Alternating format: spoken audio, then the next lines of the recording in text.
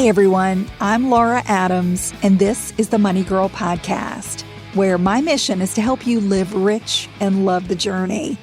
One of the best ways I know to create more income and to diversify your income sources is to build a side business. For most of my career, I've been either a part-time or a full-time solopreneur, and that term simply means a business owner with no employees. Instead of hiring people directly, solopreneurs typically contract with other small business owners when they need help, and that's what I've done for a long time.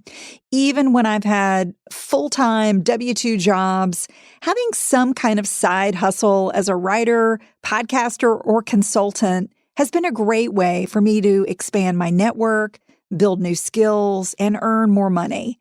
And I hear from many of you who are interested in doing side work, or maybe you've already started and you've got questions about navigating the often confusing world of self-employment. I hear you. Sometimes the barrier to starting a profitable business, it's not like lack of determination or lack of a good idea. It can be that you simply don't know how to start a business. I don't want any confusion to discourage you from striking out on your own or building a side business for additional income. So I decided to write a book about it. I am super excited to tell you that my newest title, Money Smart Solopreneur, a personal finance system for freelancers, entrepreneurs, and side hustlers, is out. And I'm even more excited because I love giving away free stuff. If you pre-order the book before it officially goes on sale September 22nd, 2020, there is an awesome bonus package that I'll tell you more about at the end of the podcast. In this show, you'll hear a short excerpt from Money Smart Solopreneur. It's just a portion of Chapter 3, which is about keeping or leaving your day job. So if you're in that position or you're just interested in solid tips to earn more using low-risk business building strategies, I hope you'll stay with me. You'll find the notes for this and every show in the Money Girl section at quickanddirtytips.com. This is episode number 650, called 5 Tips for Building a Side Business. All right, here's the excerpt. You've probably noticed that people are embracing entrepreneurship like never before. Due to the widespread availability of technological business tools, there's never been a better time to become your own boss. With an internet connection and a smartphone or laptop, you can work from just about anywhere on the planet. While there's nothing wrong with holding down a W-2 job and getting a steady paycheck, having income from your own business comes with many upsides. But if you've been dreaming of quitting your day job to start a business, you might be wondering if taking such a big leap is worth it.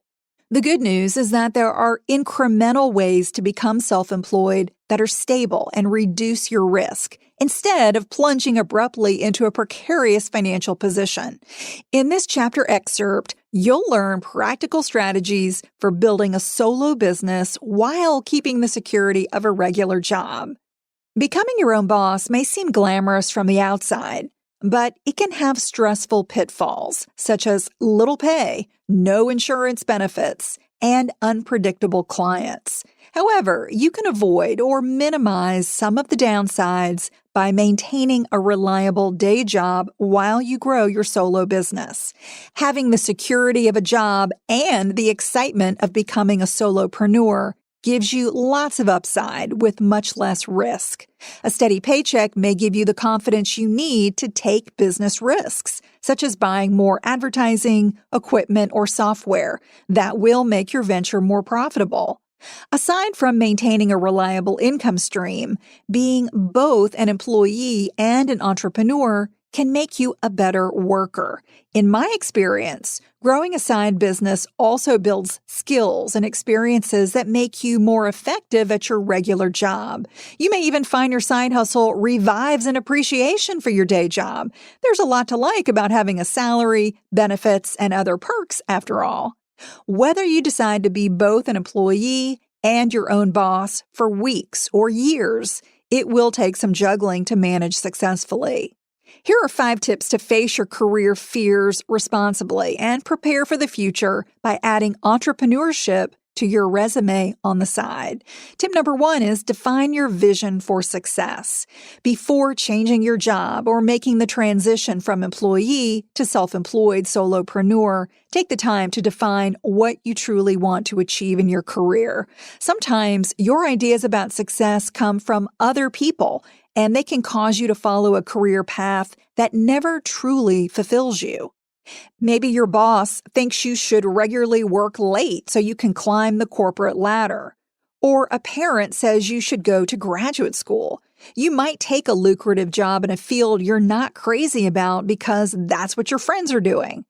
But if that job requires frequent travel when all you truly want is to start a family, care for aging parents, or spend time enjoying where you live, you'll never be happy. If you don't pause periodically to reflect on what success means to you, it becomes easier to follow other people's priorities when it comes to your work. If your decisions aren't purposefully leading you toward a life that excites you, you'll likely wander away from what you genuinely want. Never let external markers of success, such as a big paycheck or a fancy job title, become more important than your heartfelt calling and goals for your life. That said, getting in touch with your real desires isn't always easy, and you might have to listen carefully to hear your inner voice. Try incorporating some quiet time into your daily routine. When you first wake up or when you're settling down at bedtime, think about what you're grateful for, but also what you'd like your life to be. Consider your definition of success and any changes you'd like to make to your life in the near and distant future. Ask yourself the following questions to better understand your values and get clarity on your unique vision for success. What type of work makes me happiest? Where do I want to live? What types of people do I want in my work life? What does a good life mean to me? This exercise isn't something you do once to figure out the arc of your entire life. You need to come back to these fundamental questions during different seasons of your life and career, because the answers may change, sometimes repeatedly. Over time, your working life is sure to change, both in good and bad ways. When you find yourself getting restless or feeling like you want more from your job, slow down and become more introspective. It can reveal a lot about what your next career or business move should be. The second tip is create a side gig. Even when you're clear about what you want, one of the fastest ways to ruin your financial future is to take a flying leap from a steady paycheck. Jumping from a day job into an uncertain full-time venture too early could mean trouble. You might face significant financial struggles and even get into debt. Many businesses take years of hard work before they're profitable enough to support you. Hanging on to your day job gives you the financial security you need to try out new business ideas, especially if you have a spouse, partner, or kids who depend on your income. The best side gigs combine work that you're excited about with something that you're uniquely positioned to provide. These businesses may also come with a large existing customer base or appeal to customers who are willing to pay you well for the skills and experience you offer. I was a part-time entrepreneur for a decade before I said goodbye to my employer. I enjoyed having a mix of job stability and entrepreneurial upside. Plus, I found that expanding my career by adding self-employment to a W-2 job made me much better at both.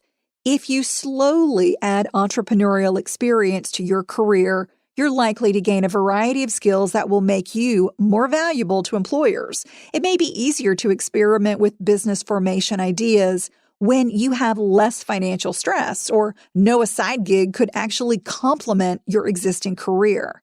The bottom line is that creating a business on the side protects your income, diversifies your network, and improves your skills instead of leaving you financially vulnerable.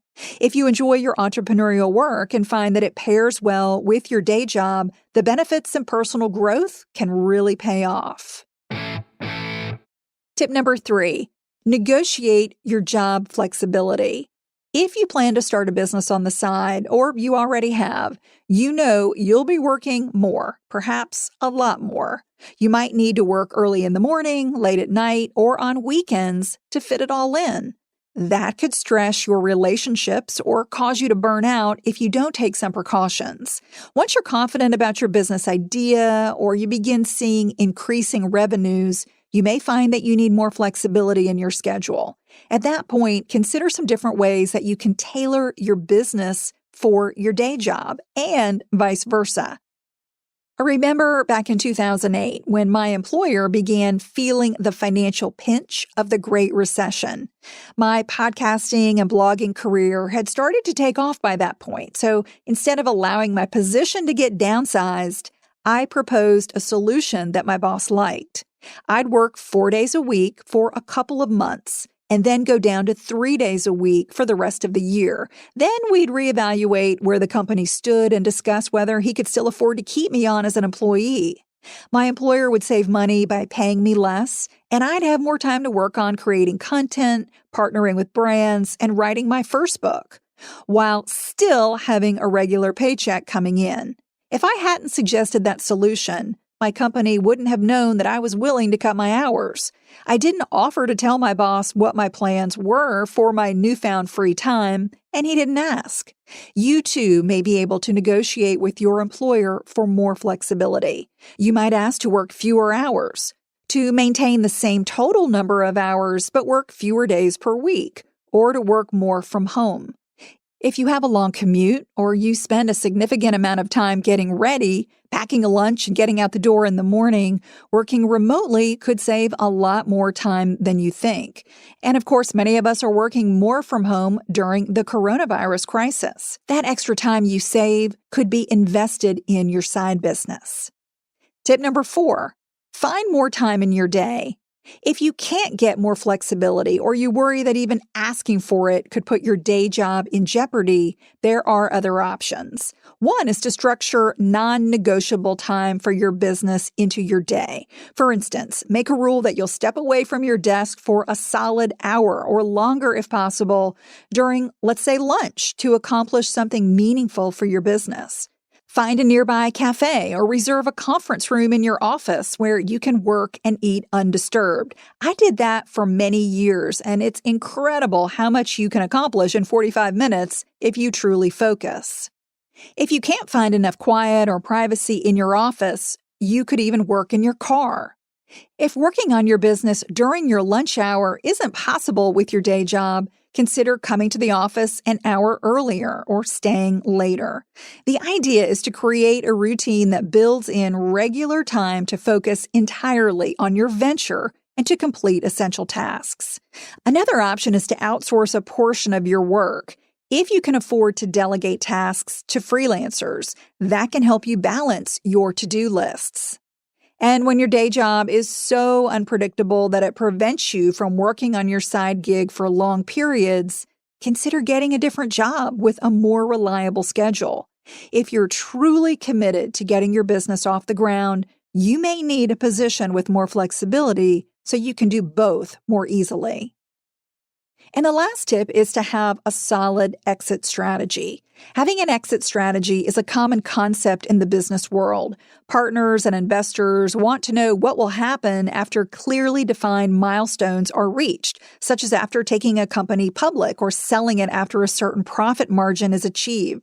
But employees should create exit strategies too. It's a great way to force yourself to think about the future and what you would or should do next. With a W-2 job, you never know what's around the corner. Your company could suddenly downsize after a merger or an unexpected loss of market share. Your department could be reorganized after new leadership begins. All of these scenarios have happened to me at some point in my career. It's wise to start every professional relationship with an idea of how it could end. This ensures that you're never caught completely off guard. Knowing that you've thought about the end of a job or a business partnership can make you feel more secure about a potential split. If you're unprepared for an interruption in work or business income, it can be devastating to your emotional and financial life. So whether you're laid off or you voluntarily quit, prepare for it now. If you have a financial runway to find new opportunities, or you've built an income from a side business, quitting or getting fired can be a positive experience. Having a good exit strategy can make the difference between feeling crushed by a job loss or becoming empowered by it. I hope you enjoyed this brief excerpt from my new book, Money Smart Solopreneur. If you want to learn more about the book and the awesome pre-order giveaways, just send me a text. Text the word pre-order, all one word, PREORDER, to the number 33444, or visit lauradadams.com. That's also a great place to email me a money question. I'd love to hear from you. I'd also love to hear your voice on our message line. It could be a question, comment, or an idea for a future show. Just call 302-364-0308 to leave your message. That's all for now. I'll talk to you next week. Until then, here's to living a richer life. Money Girl is produced by the audio wizard Steve Rickyberg with editorial support from Karen Hertzberg. If you've been enjoying the podcast, please rate and review it on Apple Podcasts. That's an easy, free way to give back, show your support, and help new listeners find us. You might also like the backlist episodes and show notes that are always available at quickanddirtytips.com.